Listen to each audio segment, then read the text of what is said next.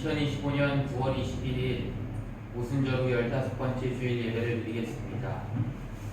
너희는 여호와께 감사하며 그의 이름을 불러아뢰며 그가 행하신 일을 만민 중에 알릴지어다. 그에게 노래하며 그를 찬양하고 그 모든 기사를 전할지어다. 그 성호를 자랑하라. 여호와를 구하는 자마다 마음이 즐거울지로다. 하나님은 영이시니 예배하는 자가 영과 진리로 예배할지니라. 아멘. 기도합니다. 사랑의 하나님, 목자가 양들을 안전한 곳으로 인도하신 같이 지난 한 주간도 저희들의 삶을 채우시고 인도해 주신 은혜에 감사를 드립니다. 분주한 세상의 일을 내려놓고 주님의 날을 기억하며 거룩하게 예배하는 주의 자녀들에게 사랑과 은총을 내려 주옵소서. 빛 대신 주님 앞으로 나아갈 때 우리 삶에 드리워 있던 절망이 소멸되게 하시고 전능하신 하나님께 경배할 때 우리의 심령이 독수리가 날개 치며 올라감 같이 새 힘을 얻게 하여 주옵소서.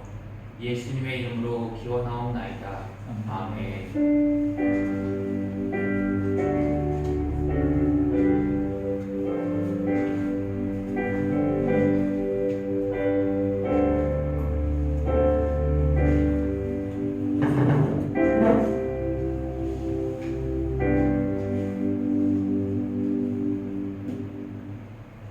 끝없는 사랑 찬양하시겠습니다.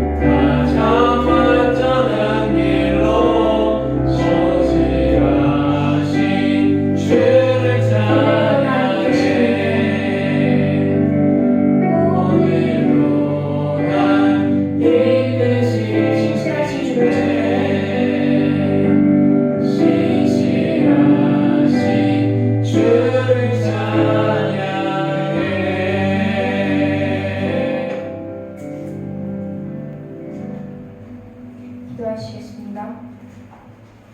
사랑이 많으신 하나님 아버지, 오늘 하루도 이 자리에 나와 예배하고 찬양하게 해주심에 감사드립니다.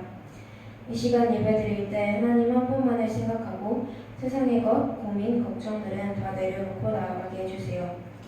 저희의 예배가 형식적인 예배가 아닌, 나를 높이는 예배가 아닌 오직 하나님 한 분만을 위한 특별한 시간이, 하나님을 직접적으로 만나는 시간이 될 수 있게 도와주세요. 지금 하나님 앞에서 지은 죄들을 모두 회개합니다. 한 주 동안 입에 담지 못할 죄들을 짓기도 하고 작은 마음 하나로 죄를 짓기도 했던 저희의 모습을 회개합니다. 매일매일 회개하고 기도하고 다짐하지만 다시 죄로 돌아가게 되는 저희를 회개합니다. 하지만 하나님께서는 언제나 기회를 주시고 언제나 돌아올 때 기뻐 받아주시기에 감사드립니다.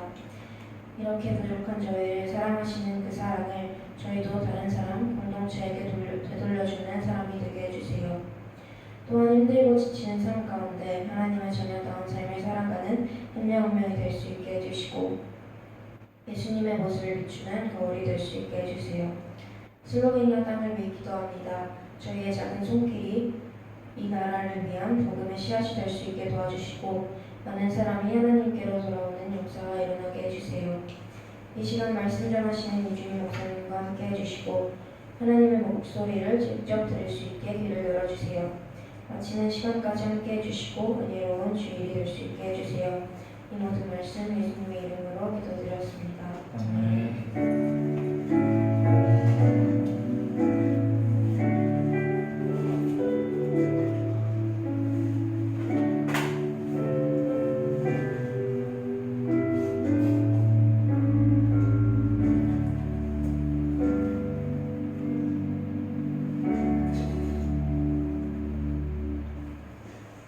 오늘 우리에게 주신 하나님의 말씀은 사도행전 14장 19절에서 28절 말씀입니다. 사도행전 14장 19절에서 28절의 말씀을 한 절씩 교독하도록 하겠습니다. 기록된 하나님의 말씀입니다. 유대인들이 안디옥과 이고니온에서 와서 우리를 충동하니 그들이 돌로 바울을 쳐서 죽은 줄로 알고 시외로 끌어내치니라. 제자들이 불러섰을 때 바울이 일어나 그 성에 들어갔다가 이튿날 바나바와 함께 더베로 가서 복음을 그 성에서 전하여 많은 사람을 제자로 삼고 르스드라와 이고니온과 안디옥으로 돌아가서 제자들의 마음을 굳게 하여 이 믿음에 머물러 있으라 권하고 또 우리가 하나님의 나라에 돌아가려면 많은 환난을 겪어야 할 것이라 하고 각 교회에서 장로들을 택하여 금식 기도하며 그들이 믿는 주께 그들을 위탁하고 비시디아 가운데로 지나서 밤빌리아에 이르러 말씀을 버가에서 전하고 아달리아로 내려가서 거기서 배 타고 안디옥에 이르니 이곳은 두 사도가 이룬 그 일을 위하여 전에 하나님의 은혜에 따르던 곳이라.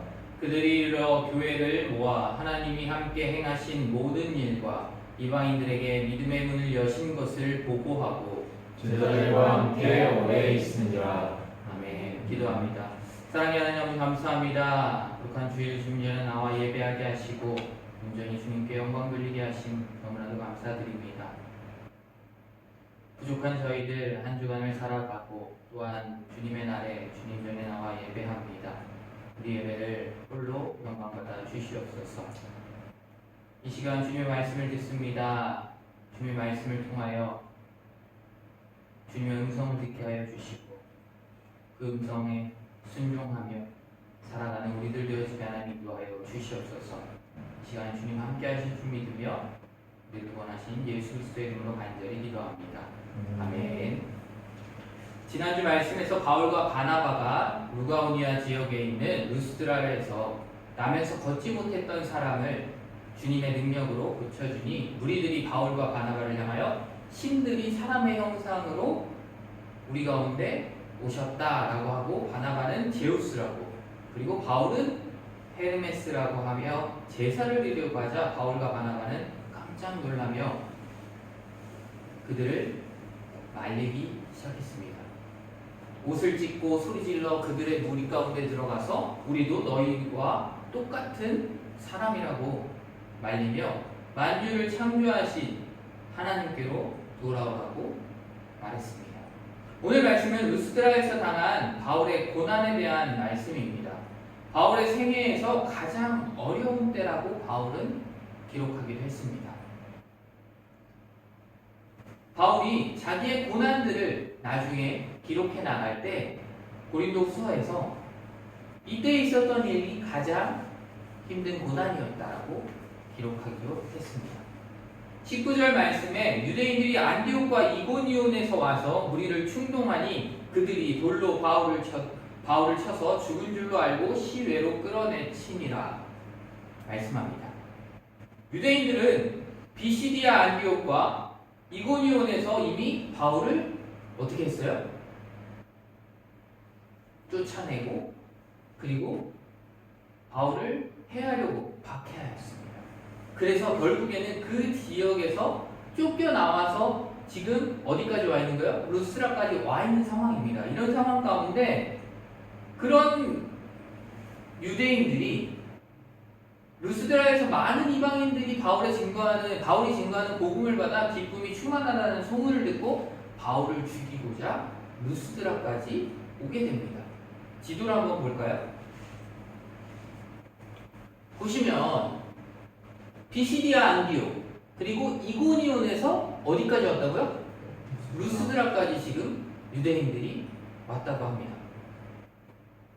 초대교회 시절에 유대인들, 곧 유대교도들의 박해는 극도로 달했습니다. 그리스도인들에 대한 박해가 극에 달할 정도로 무서웠습니다. 이들이 찾아온 거리를 계산해 보면 비시디아 안디옥에서 이고니온까지의 거리가 약 32km, 이고니온에서 루가오니아 지역까지 29km입니다. 그리고 루가오니아에서 루스드라까지 약 1km이니까 비시디아 안디옥에서 유대인들이 약 몇 킬로로 온 걸까요? 62km를 걸어왔고 그 당시에 뭐가 있었을까요? 차가 있어서 그런 게 아니었기 때문에 걸어서 62km를 왔고 그리고 이고니온의 유대인들은 약 30km를 걸어서 루스드라에 온 것입니다. 왜 왔을까요? 바울을 죽이려고 그 먼 곳에서 자기애들의 고생을 마다하고 루스드라까지 온 것입니다. 그리고는 자기들만 돌을 들어서 바울에게 던지려고 치려고 했던 게 아니라 그곳에 있는 루스드라에 있는 살고 있는 무리들을 향하여 어떻게 해요? 충동합니다. 그래서 같이 돌로 치게끔 합니다. 우리들도 하나님의 말씀에 순종하여 올바른 신앙생활을 하는 가운데 핍박을 받을 수 있다는 걸 우리는 알고 있어야 됩니다. 예수님을 믿으면 옛날에 그랬죠. 잘 산다, 복 받는다 라는 말을 되게 많이 했어요. 예수 믿으면 복 받아, 교회 가자, 이렇게 어른들이 많이 얘기했거든요. 근데 예수님을 믿으면 잘 살고 복 받는 것 어떻게 해석하냐에 따라서 맞는 말일 수도 있고 다른 말일 수도 있습니다. 우리가 받는 복은 무슨 복이에요? 바로 영원한 생명을 얻는 복입니다. 죄에서 구원받는 복이에요. 근데 이 세상 사람들이 생각하는 복, 잘 사는 것, 그건 무엇일까요? 바로 이 땅에서 잘 살고 자기가 하고 싶은 것들을 무리 없이 할 수 있는 것들, 그런 것들을 복이라고 생각합니다. 사업이 잘 되고 건강하고 그리고 누구보다도 돈을 많이 벌고 이런 것들을 복이라고 생각해요. 그렇다면 모든 그리스도인들이 이런가요? 잘 살아요. 모든 그리스도인들이 돈이 많고 사업이 잘 되고 그렇지 않죠. 예수님을 믿으면 고난이 따릅니다. 말씀을 통해서도 분명히 보게 될 거지만 환난을 겪게 돼요. 하지만 우리는 분명한 복을 받았어요. 그 복은 바로 어떠한 복? 영생을 얻는 구원의 복입니다. 그 복을 받으면 다른 어떤 복과도 비교할 수 없는 복임을 우리는 잊지 말아야 합니다. 만약에 예수 믿으면 잘 살아, 복받아. 이 세상의 기준으로 그것을 생각하고 교회에 나와서 신앙생활을 시작했던 사람은 고난이 찾아오거나 환난이 찾아왔을 때 어떻게 될까요? 어떻게 될까요? 그런 가운데 믿음을 포기하는 일이 생기기도 합니다. 하나님은 안 계셔. 하나님이 계시면 어떻게 나한테 이럴 수 있어? 라고 생각하며 교회를 떠나기도 합니다. 왜 그럴까요? 믿음 생활 가운데서 복만 받는 것이 아니라 바로 우리의 삶 가운데 계속적인 환난과 고난이 있기 때문입니다. 그러나 하나님의 말씀을 잘 순종하는데 당하는 고난은 우리가 무엇을 잘못해서 겪는 고난이 아님을 깨달아야 합니다. 옛날에는 그랬어요. 어떠한 어려운 일이 생기면 죄 지어서 그래 라는 이야기를 많이 했어요. 근데 정말로 죄 지어서 그럴까요? 나면서부터 걷지 못한 사람 죄 때문이에요? 아니죠. 네. 그건 죄 때문이 아니에요. 분명히 예수님도 말씀하셨어요. 주님의 영광을 드러내기 위함이라고. 왜냐하면 그러한 고난을 통해서 환난을 통해서 하나님을 직접적으로 보게 되고 하나님과 관계하게 되고 그러면서 하나님이 일하시는 걸 정말로 눈으로 보게 됩니다. 그렇기 때문에 우리가 분명히 겪는 고난과 우리가 살아가는 가운데 이루어지는 모든 것들이 하나님의 계획 가운데 있다는 것을 알고 하나님께로 나아가 그 모든 것들을 맡겨야 합니다. 그 다음에 유대인들은 바울이 죽은 줄로 알고 성 밖으로 끌어내칩니다. 죽이려고 작정하고 많은 사람들이 돌로 쳤으니 당연히 어떻게 돼요? 돌에 맞아본 적 있어요? 한 명이 던진 돌이 아니라 수많은 사람이 요만한 돌 던진 게 아니라 주먹만한 돌 이런 걸 던졌다고 하면 살 수 있을까요? 스데반도 돌에 맞아 죽었습니다. 그러니 당연히 피를 흘리고 어디가 깨지고 그런 상황에 쓰러져 있는 바울을 보고 죽은 줄 알고 바울을 성 밖으로, 여기는 뭐라고 되어 있죠? 말씀에는 시외로 끌어냈다고 하죠. 그 전에 개역 한글에서는 성 밖으로라고 되어 있어요. 근데 다음 말씀에는 성이라고 또 나오거든요. 그러니까 루스드라라는 성 안에서 성 밖으로 던져버려요. 그 이야기는 무슨 말이에요? 죽은 줄 알았으면 어떻게 해야 돼요? 그렇죠. 우리가 생각할 땐 묻어야 되잖아요. 장례를 치고 뭔가를 해야 되지만 유대인들에겐 그러한 마음이 없었습니다. 죄인들은 어떻게 해요? 그냥 버렸습니다. 네. 그냥 성 밖으로 내다 버리면 들짐승들이 와서 시체를 뜯어먹고 했습니다. 그렇게 바울은 성 밖으로 던져졌습니다. 근데 여기에서 죽었음을 알고가 아니라 죽은 줄로 알고라고 말씀합니다. 이들은 바울이 죽었다고 생각하여 성 밖으로 내던진 거예요. 장례를 하여 무덤에 넣은 것이 아니라 성 밖으로 던져 짐승들이 먹도록 했던 것인데 이것은 참으로 악한 짓이었습니다. 20절 말씀 한번 같이 읽어볼까요? 시작! 제자들이 들어왔을 때 바울이 일어나 그 성에 들어갔다가 이튿날 바나바와 함께 더베로 가서 성 밖으로 내쳐진 바울 곁에 누가 있었대요? 제자들이 둘러섰습니다. 여기에 제자들은 바울을 통해 복음을 듣고 믿은 성도들을 가리킵니다. 이들이 바울을 둘러선 이유가 무엇일까요?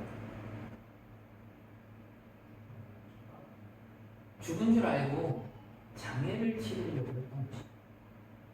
바울이 돌에 맞아 죽었다면 겁이 나서 도망쳤을 것 같은데 이들이 바울을 둘러섰다는 것은 그들의 믿음이 정말로 컸다, 담대한 믿음을 가졌다는 것입니다. 세상이 아니라 천국의 소망을 가진 성도라면 이렇게 죽음 앞에서도 담대할 수 있는 것입니다. 만약에 바울을 둘러섰다가 유대인들이 다시 나와서 그들을 보고 그들에게 돌을 던진다면 그들도 똑같이 똑같이 고난을 당할 수밖에 없는 상황이었지만 그 제자들은 바울을 둘러섰습니다. 장례를 어떻게 치러야 하는가라고 생각하고 있는데 죽은 줄만 알았던 바울이 어떻게 했어요? 일어납니다. 바울이 돌에 맞았는데 어디에 맞았을까요? 온몸에 맞았죠. 왜요? 다리만 때려 그러고 다리에다 맞았을까요? 아니요. 머리에 던졌을 거예요. 그러니 온몸에 맞았을 거예요. 근데 그 자리에서 일어납니다. 있을 수 있는 일일까요? 아니요. 있을 수 없는 일입니다. 만약에 죽지 않았더라고 해도 그 자리에서 일어나는 게 아니라 신음소리를 내며 그 자리에 누워있겠죠. 근데 바울은 그 자리에서 일어납니다. 죽는 것이 당연했지만 죽지 않고 다시 일어났다는 것은 분명 하나님이 행하신 기적입니다. 그런데 바울은 돌에 맞아 온몸이 피투성이었는데 어떠한 치료도 받지 않고 그 다음에 어떻게 하죠? 다시금 루스드라 성으로 들어갑니다. 이것도 분명 하나님의 능력으로 인함을 우리는 깨달아야 합니다. 자신을 돌로 쳐 죽이려 했던 사람들이 있는 곳으로 다시 들어갔다는 것은 바울이 지금 당한 고난을 전혀 두려워하지 않는 담대한 신앙을 가졌음을 우리는 알 수 있습니다. 그런데 루스드라 성에 왜 다시 들어갔을까요? 왜? 그 피투성이를 하고 왜 다시 들어갔을까요? 죽지 않고 살아났음을 보여주기 위함이었을까요? 그들에게? 그 자신에게 돌을 던졌던 사람들에게? 아닙니다. 자기에게 맡겨진 사명, 복음을 마저 전하기 위함이었습니다. 못다한 하나님의 사명을 온전히 감당하려고 하였기 때문입니다. 성령 충만한 가운데 사명을 다하기 위해 다시 복음을 전하려고 루스드라 성으로 들어갔습니다. 바울은 대적들이 미워하는 복음을 그들 앞에서 다시 담대히 전하기 시작합니다. 그리고 이튿날 바나바와 함께 더베로 갔다라고 말씀합니다. 이 말씀을 보면 바나바는 돌에 맞지 않았음을 우리는 알 수 있습니다. 바울만 돌에 맞았다고 기록되어 있고 바나바에 대한 내용은 없습니다. 그리고 그 이튿날 바나바와 함께 더베로 갔다라고 얘기합니다. 그렇다면 이튿날이었으니 바울은 루스드라에 들어가서 하루 동안 어떻게 했어요? 복음을 전했다는 것을 우리는 알 수 있습니다. 21절 말씀 읽어볼까요? 같이 시작! 복음을 그 성에서 전하여 많은 사람을 제자로 삼고 루스드라와 이고니온과 안디옥으로 돌아가서. 아멘. 네, 바울이 성에 들어가서 한 일을 정확하게 말씀하겠습니다.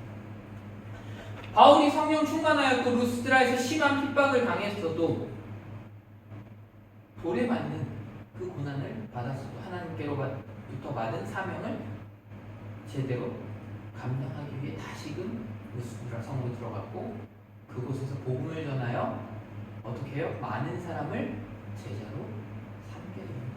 누구의 제자? 바로 그리스도의 제자로 삼게 됩니다. 고난을 피하지 않고 맡겨진 사명을 위해 계속해서 나아갔더니 하나님께서 기적을 일으키시고 권능으로 함께해 주셨고 그것으로 인해 많은 열매가 맺히게 되었습니다. 그리고 루스드라와 이고니온과 안디옥으로 돌아가서 라고 말씀합니다. 지금 이 세 곳이 어떠한 곳이었어요? 맞아요. 바울을 쫓아내거나 박해하거나 돌을 던지거나 했던 곳입니다. 그런데 왜 자신을 그토록 박해했던 곳으로 다시 돌아갔다라고 할까요? 자기가 이처럼 담대한 사람임을 나타내려고 해서일까요? 그런 것이 아니라 그곳에 있는 예수 그리스도를 믿는 성도들을 돌아보기 위해서입니다.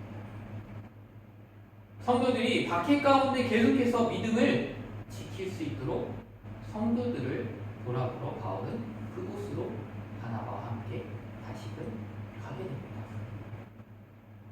22절 말씀 읽어볼까요? 시작. 제자들의 마음을 굳게 하여 이 믿음에 머물러 있으라 권하고 또 우리가 하나님의 나라에 들어가려면 많은 환난을 겪어야 할 것이라고 하고. 아멘. 바울은 제자들에게 박해 가운데 믿음을 지킬 수 있도록 권면했습니다. 박해로 인해 믿음을 배반하거나 포기하지 않도록 믿음을 굳게 했다는 것입니다. 믿음에 머물러 있으라 라고 말씀합니다. 이 믿음이란 바로 예수 그리스도만 믿는 믿음을 말합니다.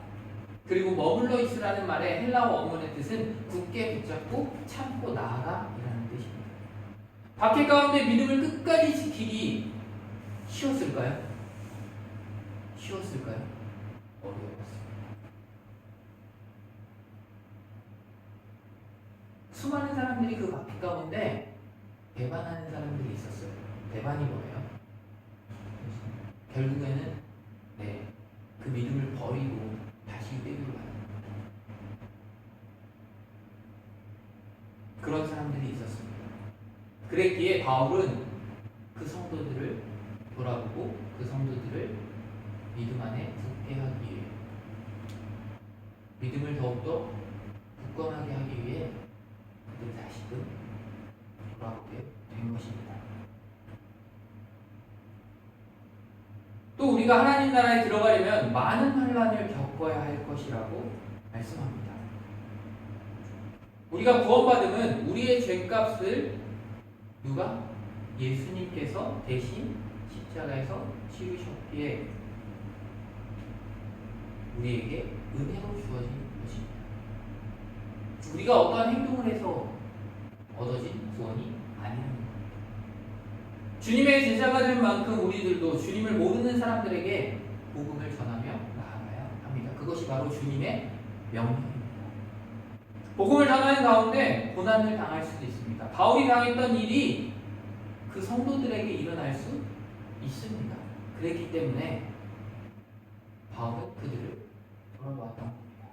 성도에게 있어서 고난은 선택이 아니라 필수적입니다. 하나님의 말씀대로 살아간다면 고난이 따르게 되어집니다. 빌립보서 1장 29절에서 30절 말씀 한번 읽어볼까요? 같이 읽겠습니다. 시작. 그리스도를 위하여 너희에게 은혜를 주신 것은 다만 그를 믿을 뿐 아니라 또한 그를 위하여 고난도 받게 하려 하심이라. 너희에게도 그와 같은 싸움이 있으니 너희가 내 안에서 모여하여 이제도 내 안에서 듣는 바니라. 아멘. 분명하게 말씀합니다. 어떻다고요?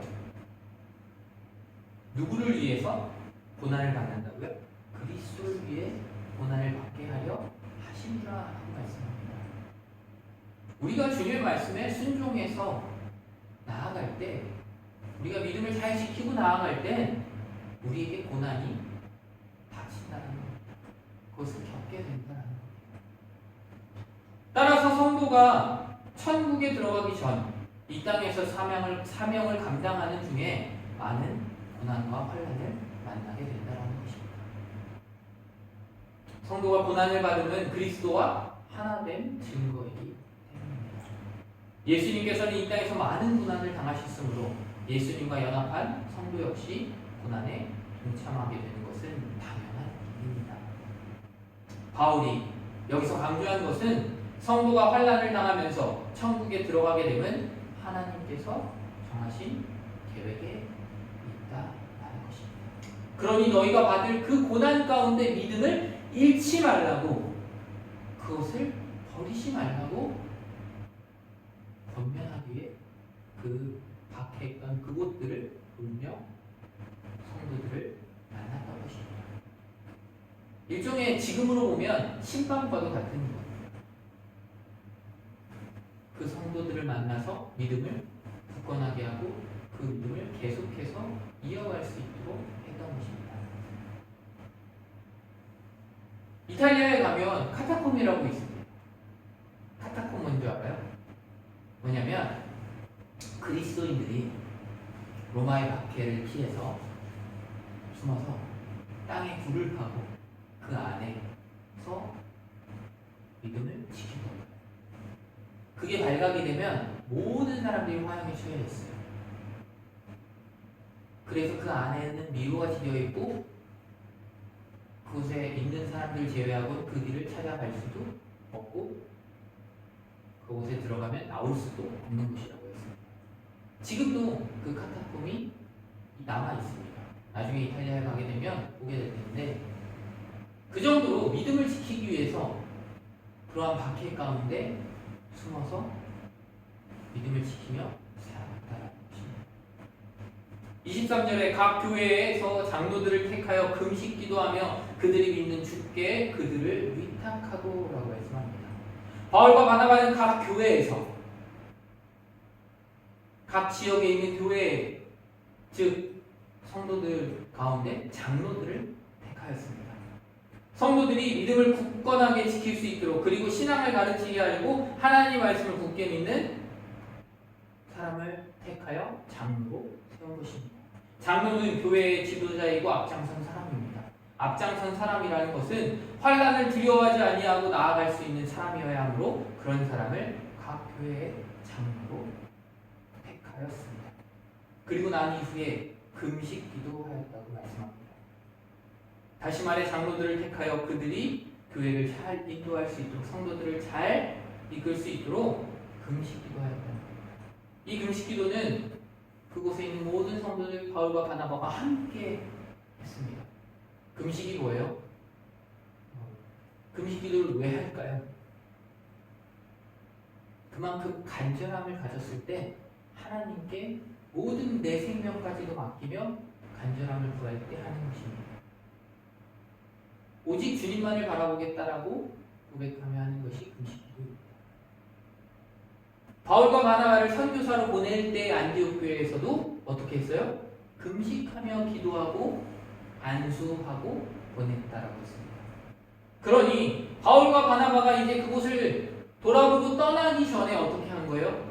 그곳에 장로들을 택하여 세우고 금식 기도하고 함께 하나님께 모든 것들을 맡겼다라는 것입니다.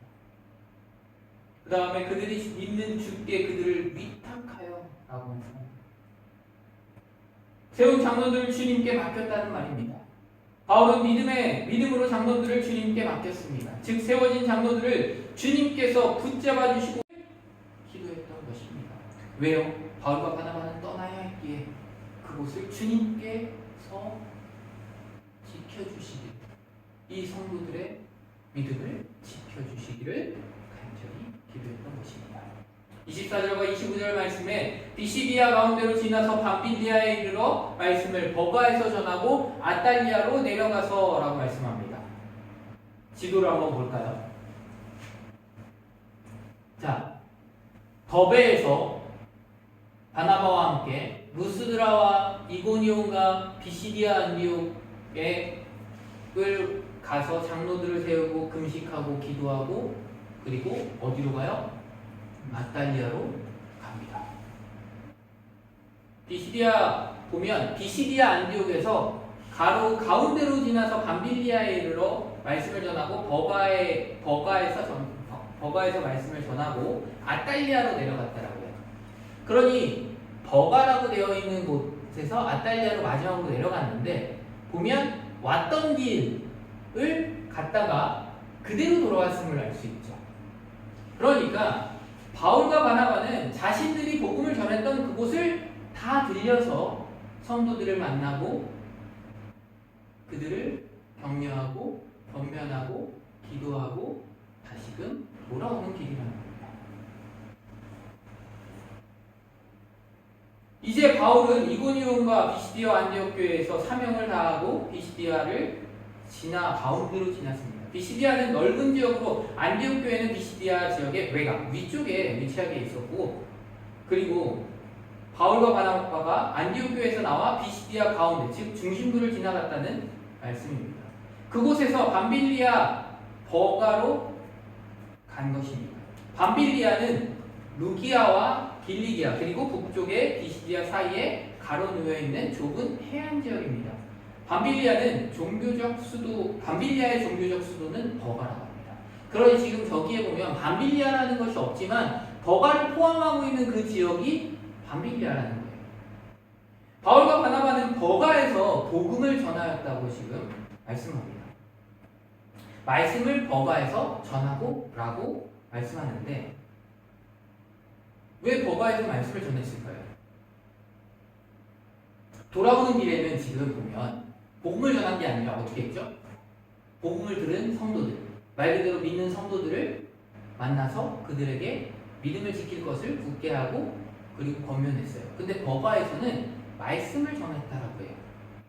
버가가 어떤 곳이었냐면 버가는 바나바와 바울이 처음 버가에 갔을 때 이곳에서 복음을 전했다는 기록이 없습니다. 그곳에는 그냥 지나쳤다는 기록만 있어요.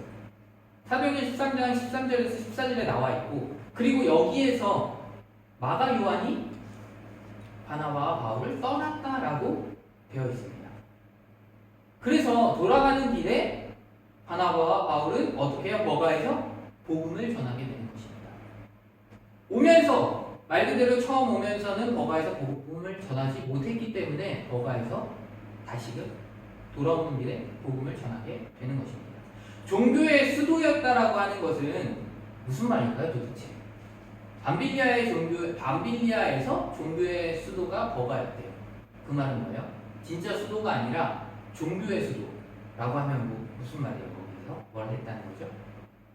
이방신을 많이 섬겼다는 거예요. 그러니 바울과 바나바는 그곳을 그냥 지나칠 수 없었던 겁니다. 그곳에서 주님의 말씀, 복음을 전하였던 것입니다. 그리고 난 이후에 아탈리아로 내려갑니다. 아탈리아는 당시 소아시아에 있는 로마 속주 밤빌리아 해안에 있는 항구로 소아시아 남단에 있는 최대 항구이고 BC 145년 버가모 왕 아탈루스 2세가 설립한 후 그의 이름을 따서 아탈리아라고 불렸다고 합니다. 그러니 아탈리아에 간 건 왜 갔을까요? 다시 돌아가기 위해 항구를 이용해서 배를 타고 돌아가기 위해 아탈리아로 다시금 간 것입니다. 26절 말씀 읽어볼까요? 시작! 거기서 배 타고 안디옥에 이르니 이곳은 두 사도가 이르는 그 일을 위하여 전에 하나님의 은혜에 부탁한 곳이라. 아멘. 그곳에서 아탈리아에서 배를 타고 안디옥으로 갔다고 합니다. 이 안디옥은 어디의 안디옥이에요? 저기. 네, 수리아 안디옥을 말합니다. 바로 바울과 바나바를 처음에 파송했던 성령님의 인도하심에 따라 바나바와 바울을 파송했던 교회 안디옥 교회가 있는 곳입니다. 성령님의 인도하심에 따라 선교를 떠났던 안디옥 교회로 다시금 바울과 바나바가 돌아오게 된 것입니다. 이곳은 두 사도가 이룬 그 일을 위하여 라고 말하는 이 말씀은 바울과 바나바가 이룬 선교를 말하는 것입니다. 두 사도가 이룬 그 일이라는 것은 바로 바나바와 바울이 지나면서 겪었던 선교의 여정을 이야기합니다.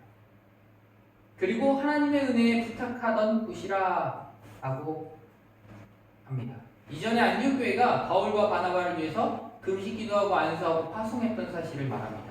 사도행전 13장 1절에서 3절 말씀 한번 같이 볼까요?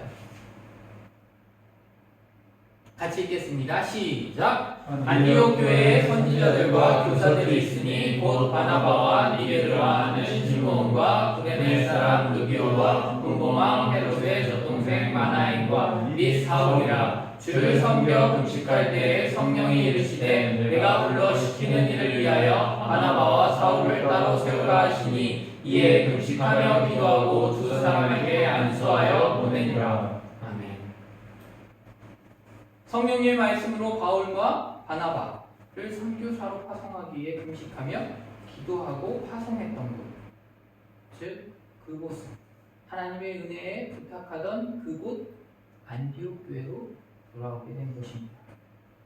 27절에 그들이 이르러 교회를 모아 하나님이 함께 행하신 모든 일과 이방인들에게 믿음의 문을 여신 것을 보고하고 라고 말씀합니다. 바울과 바나바가 선교사로 파송되어져서 여러 곳을 돌며 복음을 전했던 그 선교의 여정들, 그곳에서 일어났던 모든 일들을 안디옥에 있는 지역 교회들을 모으고 또한 성도들을 모았다는 말입니다. 그들을 모아서 이제 선교 보고를 하는데 하나님이 행하신 모든 일과라고 말씀합니다. 바울과 바나바는 우리가 복음을 전했더니 수백 명이 회개하고 예수님을 영접했다, 교회가 몇 개가 세워졌다, 이런 식의 보고를 한 것이 아닙니다. 하나님께서 모든 일을 행하셨다라고 말하고 있습니다. 엄청난 핍박이 있었지만 하나님께서 함께 행하시니 그 핍박들을 견딜 수 있었고 놀라운 하나님의 능력이 나타났다고 교회에 보고합니다. 그리고 그 모든 일과라고 했는데 모든 일이란 그들 자신의 신앙을 굳게 하신 일과 복음을 믿은 모든 사람들의 신앙도 굳게 해주셨던 일들을 말합니다. 그 다음 이방인들에게 믿음의 문을 여신 것을 보하고 하나님께서 함께 행하시니 이방인들도 믿음의 문을 열었다는 것까지도 보고하게 됩니다. 즉 유대인이나 이방인이나 차별 없이 구원의 역사가 일어났다는 것을 안디옥 교회에 말하는 것입니다. 선교 보고를 통해 선교의 주체는 하나님이라는 것, 하나님이 하시는 선교라는 것을 정확하게 말하였습니다. 하나님께서 함께 하시니 핍박 가운데서도 사명을 감당할 수 있었고 이방인들이 마음의 문을 열어 복음을 믿었더라고 보고한 것입니다. 우리의 힘으로 한 것이 아니라 하나님께서 하셨다라고 한 것입니다. 따라서 우리는 주님께서 주신 사명을 가지고 열심히 전할 때 그때 일하시는 분은 누구요? 하나님이심을 분명하게 알아야 합니다. 28절 말씀 같이 읽어볼까요? 시작! 제자들과 함께 오래 있으리라. 지금으로 말하면 선교사들이 안식년이 되어 본교회로 돌아와 성도들과 교제하며 재충전했다는 것과 같은 말입니다.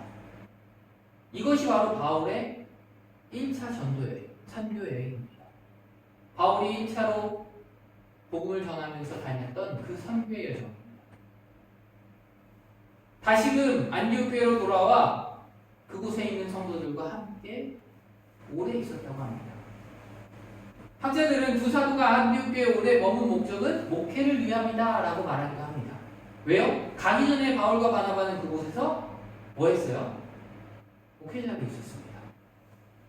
그러다 보니 다시금 그 교회로 돌아왔으니 그곳에 있는 성도들을 잘 목양해야 하는 것도 그들의 사명이었던 겁니다. 안디옥 교회가 이방 선교의 뭐였어요? 시작점이었습니다. 그러니 그 교회가 더욱더 든든하게 쓸 때, 서할 때 어떻게 돼요? 이방 선교는 더욱더 활발해지게 됩니다. 힘있게 뻗어나갈 수 있게 됩니다. 이에 바울과 바나바는 이방 선교의 확장을 위해 자신들이 겪은 선교의 체험을 가지고 안디옥 교회에 오래 머물면서 제자들과 함께 했다는 것입니다. 말씀을 정리합니다. 오늘 말씀을 통해 복음의 길이 얼마나 험난한 길인지 그리고 동시에 얼마나 영광스러운 길인지 우리는 알게 됩니다. 바울은 돌에 맞아 사람들에게 죽은 줄로 여겨졌지만 하나님께서는 그를 다시 일으켜 세우셨습니다. 이처럼 신앙은 쓰러짐으로 끝나는 길이 아니라 하나님께서 다시 세우시는 은혜로 이어지는 길입니다. 우리의 삶에도 돌에 맞는 듯한 고난이 있고 무너져 내리는 것 같은 좌절이 있을 수도 있습니다. 그러나 그것이 끝이 아님을 우리는 믿어야 합니다. 하나님께서 오늘도 우리를 붙드시고 다시 일어서게 하시며 다시 복음의 길을 걸어갈 수 있는 힘을 주시고 계시다는 것을 믿어야 합니다. 또한 바울은 제자들에게 우리가 하나님의 나라에 들어가려면 많은 환난을 겪어야 할 것이다 라고 말씀했습니다. 신앙생활은 눈으로 보여지는 좋은 길만은 아닙니다. 우리가 세상적으로 눈으로 보는 좋은 길만은 분명하게 아닙니다. 환난은 우리를 낙심시키려 하는 것이 아니라 우리의 믿음을 더욱더 단단하게 하기 위함입니다. 하나님의 섭리라는 것을 우리는 깨달아야 합니다. 그 고난을 통해서 하나님은 우리와 만나시길 원하시고 우리와 교제하길 원하시고 우리의 모든 것을 하나님께 맡기길 원하십니다. 환난은 우리로 하여금 하나님 나라를 하나님을 더욱더 사모하게 하고 이 세상의 잠깐뿐인 영광이 아니라 영원한 영광을 바라보게 합니다. 그러므로 우리의 인생에 다가온 고난과 환난을 두려워하지 말고 주님께 맡겨야 합니다. 고난과 환난은 우리를 무너뜨리게 하는 것이 아니라 우리를 더욱더 강하게 세우시는 하나님의 손길입니다. 그리고 바울과 바나바가 교회를 세우고 장로를 세우며 제자들의 믿음을 굳게 했던 것처럼 우리도 우리의 신앙도 공동체 안에서 세워져야 합니다. 혼자 믿음을 지키려다 보면 쉽게 흔들리고 지치지만 교회 공동체 안에서 서로를 붙들고 함께 기도하며 함께 예배할 때 우리는 굳게 설 수 있습니다. 서로를 위하여 기도해주고 함께 이끌어주고 그리고 믿음의 동역자가 되어야 합니다. 바울과 바나바가 자신들의 고난과 수고를 자랑하지 않고 오직 하나님께서 이방인에게 믿음의 문을 여셨다고 고백한 것처럼 우리의 모든 열매가 하나님의 은혜임을 우리는 잊지 말아야 합니다. 우리의 가정도, 우리의 가정의 평안도, 자녀의 성장도, 그리고 우리가 하는 일의 잘됨도, 그리고 우리의 모든 것 또한 우리가 잘해서 되는 것이 아니라 하나님의 은혜라는 것을 잊지 말아야 합니다. 그럼 우리는 언제나 내가 했다가 아니라 하나님께서 하셨다라고 고백해야 합니다. 복음의 길은 결코 쉬운 길이 아닙니다. 그러나 그 길은 하나님께서 하시는 길입니다. 쓰러져도 하나님이 다시 일으키시고 환난을 지나며 믿음이 단단해지고 교회 공동체가 우리를 지켜주며 모든 것이 하나님의 은혜가 되는 것입니다. 그러므로 흔들림 없는 복음의 길을 걸어가며 고난 가운데서도 포기하지 말고 눈물을 흘리며 씨를 뿌리더라도 끝까지 달려 나아가야 합니다. 그 길 끝에서 하나님께서 분명히 우리를 영원한 나라로 인도하시고 우리의 눈에 모든 눈물을 씻기시고 영원한 기쁨과 영광을 주실 줄 믿습니다. 우리의 삶 가운데 어떠한 상황 가운데서도 하나님께서 우리를 인도하고 계심을 우리 모두가 정말로 눈으로 보고 감사함으로 고백하며 나아가길 바랍니다. 온전히 주님께서 주신 사명을 감당하며 나아가는 귀한 성도님들 되시기를 간절히 축원합니다. 기도하겠습니다. 사랑의 하나님 아버지 감사합니다.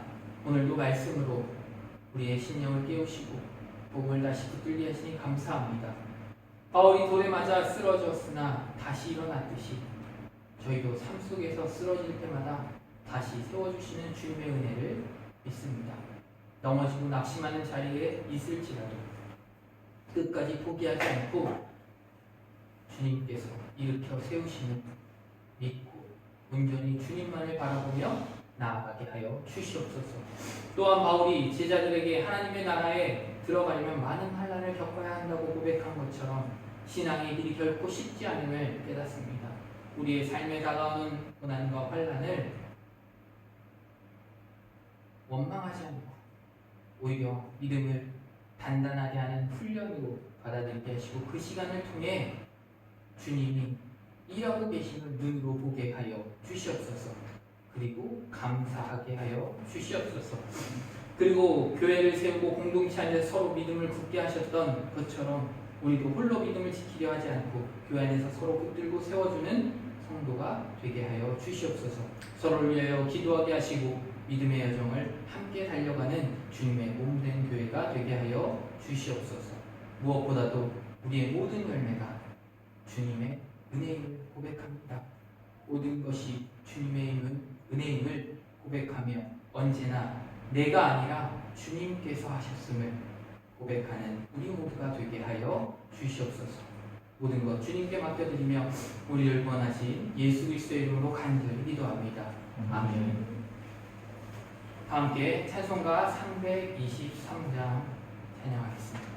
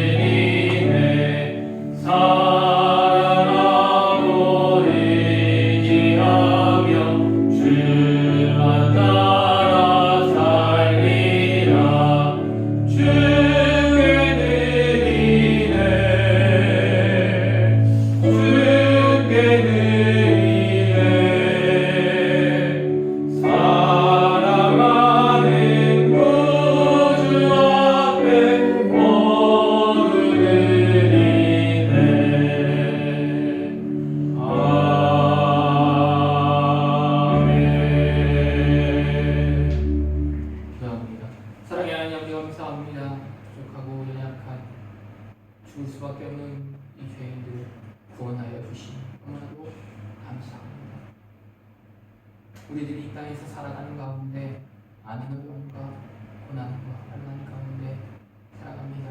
그 가운데 주님 온전히 주님을 바라보게 하시고 그것을 통하여 주님을 만나고 주님이 가장 좋은 길로 인도하고 계심을 눈으로 보게 하여 주시옵소서. 그러면 온전히 주님만을 의지하고 주님께서 맡겨주신 사명을 기쁨으로 감당하며 나아가는 우리들의 삶이 되어지게 하나님 인도하여 주시옵소서. 이 시간 주님께 귀한 예물을 올려드립니다. 예물이 이 땅 가운데 주님을 모르는 그들에게 복음을 전하는 데 사용되어지게 하나님 인도하여 주시고 그들이 복음을 들을 때 주님께서 일하셔서 그들이 주님께로 나와 예배하는 역사가 있게 하여 주시옵소서. 우리에게 맡겨진 사명 그것에 순종하여 나아갑니다. 우리를 사용하여 주시고 온전히 주님께서 일하셔서 이 땅 가운데 주님을 예배하는 자들이 더욱더